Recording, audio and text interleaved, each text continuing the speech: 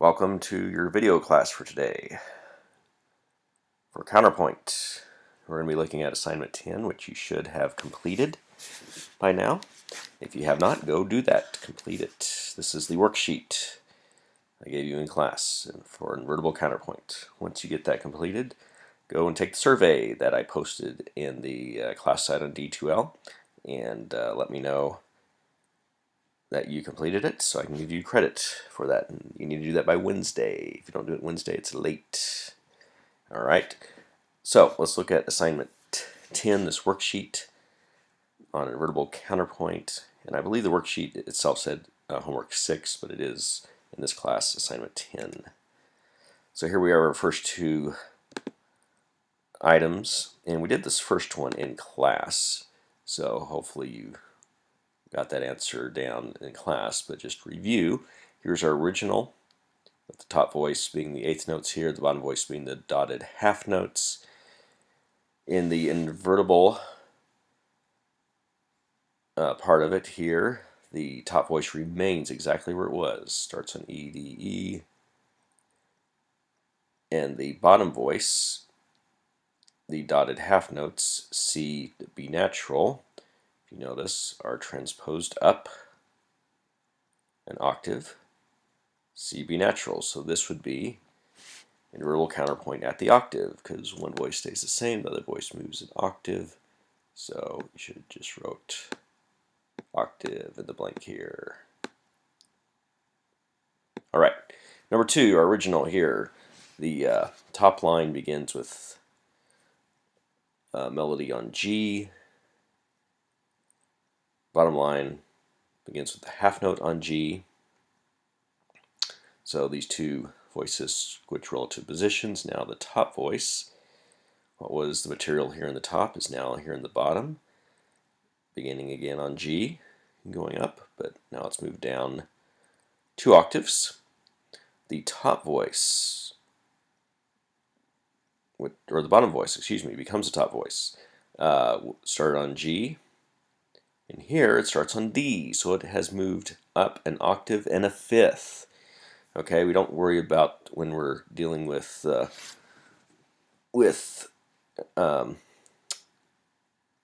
multiples of octaves more than 2. We certainly don't worry about the multiples of those, and when you're dealing with intervals other than the octave, you don't worry about the multiples. So we have an octave and a fifth is a 12th. So this should have come up with invertible counterpoint at the 12th. Okay. So again, don't worry about that. The one voice moved an octave or 2 octaves. The fact that the other voice moved an actual 12th gives you your answer. So again, invertible counterpoint at the 12th. All right, moving on to number 3. So here we have the original. The top voice has moved down here, the bass clef. The bottom voice has moved up. Now this one's a little more difficult because it actually changes keys. The original is an A minor. The G sharp there gives that away. The invertible version is in E minor. So we go from A minor to E minor. Okay, but if you again look at how far each voice moves, that's going to add those two intervals together. That will give you the answer. Okay, so excuse me. Or you can transpose this version here back to A minor and then go from there. So either way works. So if we look at it, just how the voices have moved. So the lower voice here is E, D, E, so it moves up here to B, A, B, so that's moving up a fifth.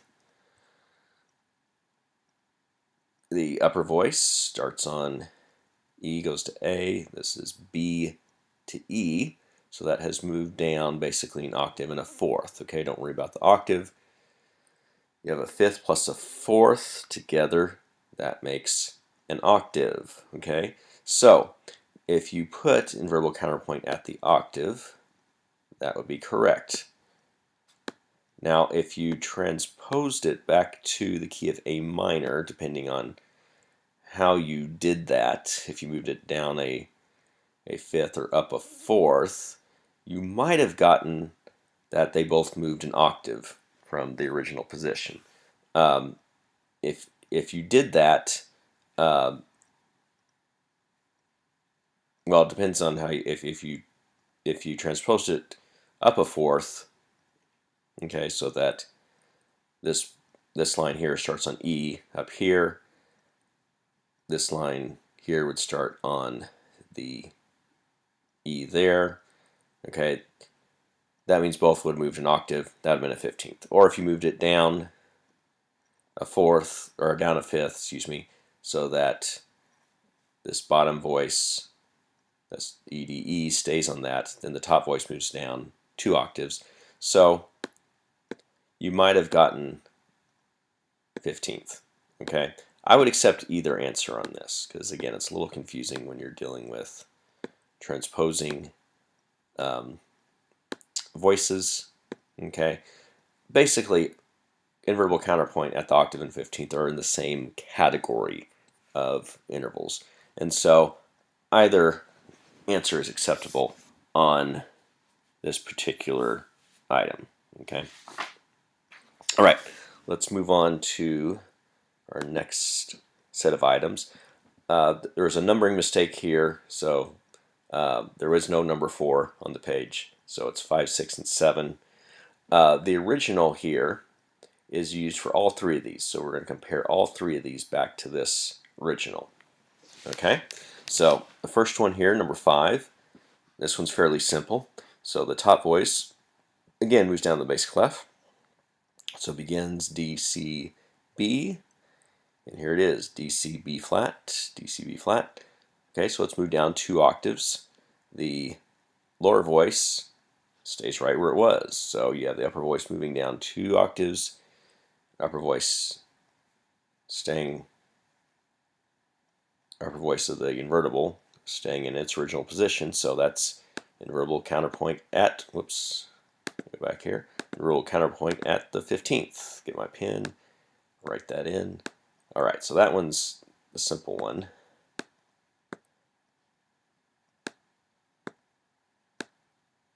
Fairly simple anyway. Excuse me.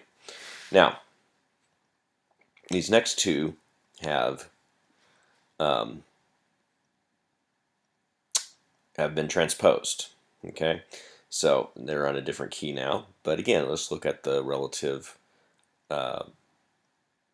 intervals involved. Okay, so we have a D, starts on D. Up here, it starts on A. So it is in essence gone down a fourth. Okay, D to A. This one is on F, and it has gone up a seventh to E. Okay, so a fourth plus a seventh. Remember, as you add these intervals, 4 plus 7 is 11, but they share a note, and so it's actually the interval of a tenth. So this would be invertible counterpoint at the 10th.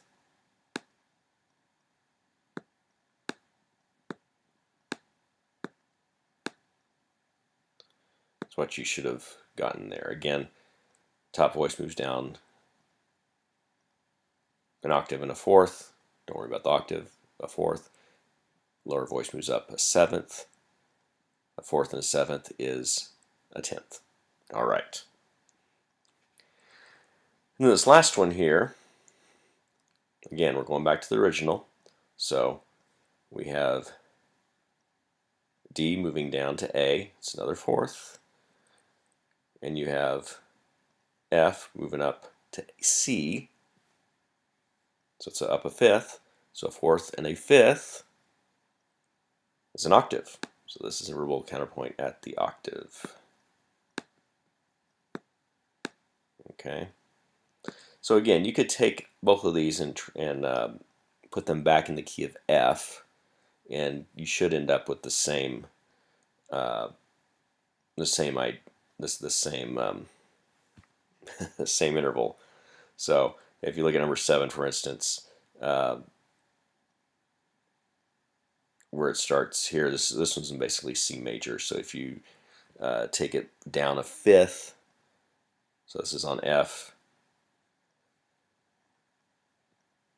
Down that fifth, there's the D. So in essence, what has taken place is the upper voice here would stay the same because it'd be starting here on this F.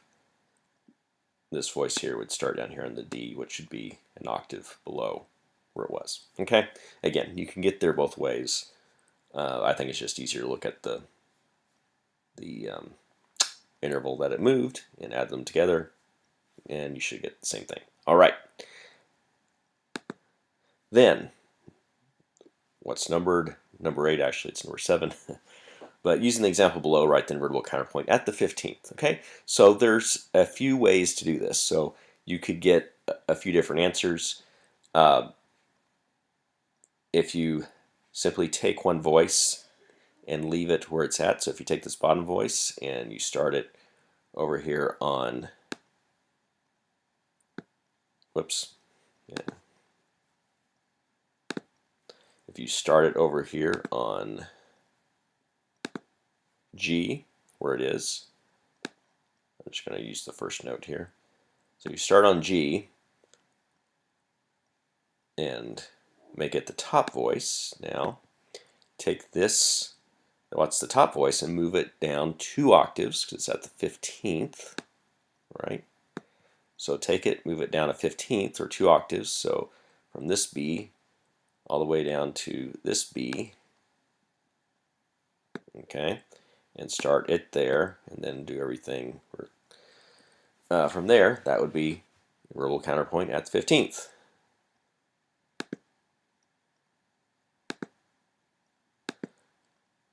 Or, let me just change pen colors here, go to blue here, okay? So that's one way to do it. Another way would be to move both of these an octave, okay? But you have to be careful here because notice this one goes down and this one goes up. So you don't want them to cross. So if you move this up to the G up here, and then it would go down, your lowest note would be the C there. So we got to make sure this is going to work. Okay, so move that up an octave, move this one down an octave, so it starts down here on this B here.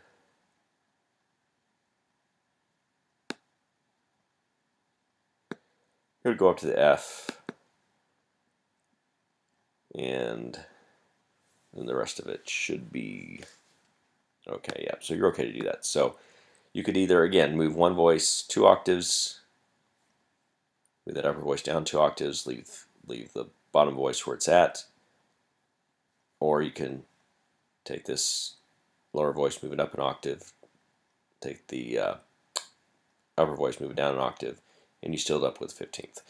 Other thing you could do is you could take that upper voice and move it up 2 octaves, but then you're writing up here and the ledger line's way up here, so that's not practical for the assignment, but you could in essence do that. But here's the thing, you had to switch the relative positions. So if you just simply take this lower voice and move it down 2 octaves, that doesn't work because it's still the lower voice. The lower voice has to become the upper voice. The upper voice has to become the lower voice in order for it to be invertible counterpoint. All right. Well, I hope that all made sense. If you have any questions, feel free to either stop by my office Thursday or Friday and ask me, or send me an email, and I will try to answer that. Your homework for Monday is the invertible counterpoint second worksheet I have. I've got that already posted in D2L, so download that. And you're going to have to get a copy of the Well-Tempered Clavier by Johann Sebastian Bach. And you're going to compare the measures, it says to. The Well-Tempered Clavier was a resource I wanted you to buy for the class, but if you don't have it, our music library does have that as well. So use that worksheet, and you're going to identify some more invertible counterpoint in those musical examples there. And we'll look at those on Monday, and again, get you ready for exam, which is a week from today.